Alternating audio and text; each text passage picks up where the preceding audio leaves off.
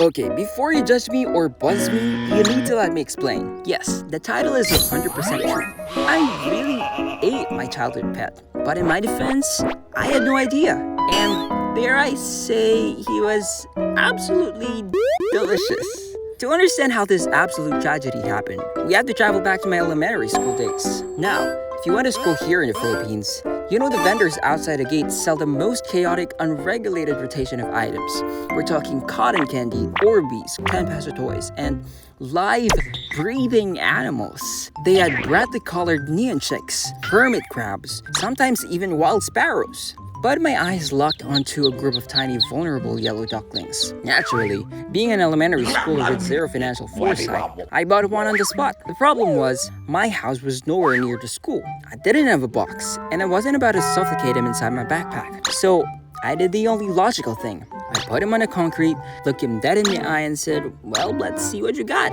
Anyway, I walked all the way home, constantly looking back, and this tiny ball of fluff was just marching behind me, keeping pace like my personal Pokemon.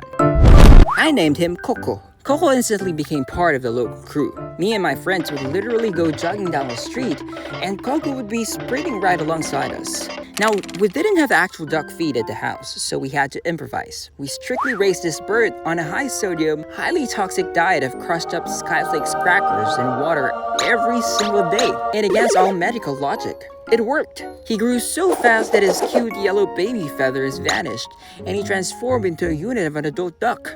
But then, disaster struck. One day, his left foot swelled up massively, specifically the webs between his toes.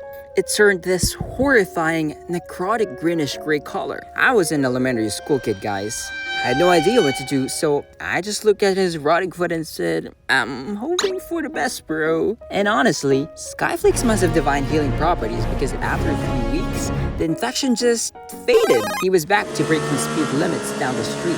Which brings us to the grim finale. Fast forward to New Year's Eve, medianoche at my auntie's house. Basically a family gathering where we dine together and wait for the clock to strike 12 a.m. The table was a total fiesta. Different foods, desserts, fruits, and right in the center, I spotted a beautiful, glossy, majestic bowl of adobo. Now, normally, adobo is made of chicken or pork, so I grabbed a massive piece, took a huge bite, and started chewing.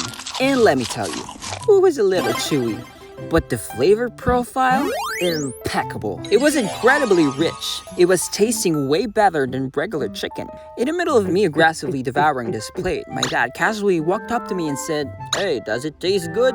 Yeah, I love it. Oh yeah? Well, that's Coco. My soul left my physical body. I looked down at the plate, I looked at my dad. Apparently he's the one who cooked it. He's the one who cooked Coco. And they didn't freaking tell me. Coco was gone. I was currently digesting Coco. The only comfort I have left in this world is knowing that he was strictly raised on a premium diet of processed carbs and love, which is probably why that adobo tastes so darn good. How about you guys? Have you ever ate your pet? Is that even an acceptable question to ask? Anyway, hit subscribe so Coco didn't die in vain. And I'll catch you guys up in the next one. Bye!